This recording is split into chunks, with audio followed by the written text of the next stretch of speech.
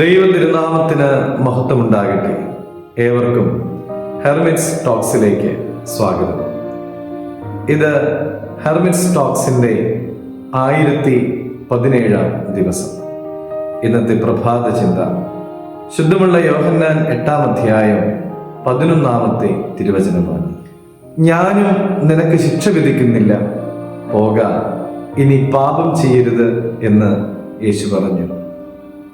1950കളിലെ ഒരമ്മ തൻ്റെ മക്കളെ പോറ്റുവാൻ വേണ്ടി തനിക്കൊട്ടും പരിചയമില്ലാത്ത ഒരു ജോലിയിൽ ഏർപ്പെട്ടു.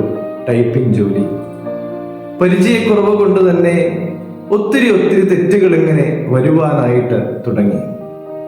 ടൈപ്പ് റൈറ്റിങ്ങിലെ ഈ പിശകുകൾ മായ്ക്കുവാനുള്ളതായ മാർഗം എന്താണ് എന്ന് അവൾ അന്വേഷിച്ചു തുടങ്ങി.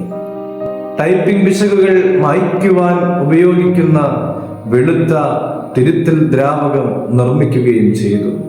നമ്മുടെ പാപത്തെ കൈകാര്യം ചെയ്യുവാനുള്ള അനന്തവും ഏറ്റവും ശക്തവും പ്രധാനപ്പെട്ടതുമായ മാർഗത്തെ യേശു തമ്പുരാൻ നമുക്ക് നൽകുന്നുണ്ട്. അത് മറച്ചു വയ്ക്കലല്ല, ഏറ്റുപറയലാണ്.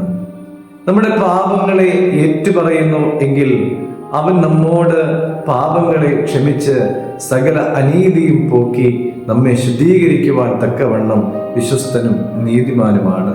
യേശു തമ്പുരാൻ നമ്മുടെ പാപങ്ങൾ ഏറ്റുപറയുമ്പോൾ അതിനെല്ലാം ക്ഷമ നൽകുന്നുണ്ട്. പാപിനിയായ സ്ത്രീക്ക് കുറ്റം വിധിച്ചു കൊണ്ടുവന്ന ആളുകളോട് യേശു തമ്പുരാൻ പറഞ്ഞു, നിങ്ങളിൽ പാപമില്ലാത്തവൻ കല്ലെറിയട്ടെ എന്ന്. എന്നിട്ട് അവളോട് പറഞ്ഞു, നിനക്ക് ഞാനും കുറ്റം വിധിക്കുന്നില്ല, നീ പൊയ്ക്കൊള്ളൂ, പക്ഷേ ഇനിമേലിൽ പാപം ചെയ്യരുത്. പ്രിയമുള്ളവരെ, നമ്മുടെ പാപങ്ങൾ ഏറ്റുപറയുവാനായിട്ട് നാം തയ്യാറാകുമ്പോൾ നമ്മുടെ ഭൂതകാലങ്ങളിന്മേൽ പുതിയൊരു ജീവിത രീതി ടൈപ്പ് ചെയ്യുവാൻ തക്കവണ്ണമായിട്ട് ദൈവം നമ്മളെല്ലാം സഹായിക്കും. ദൈവം അനുഗ്രഹിക്കട്ടെ.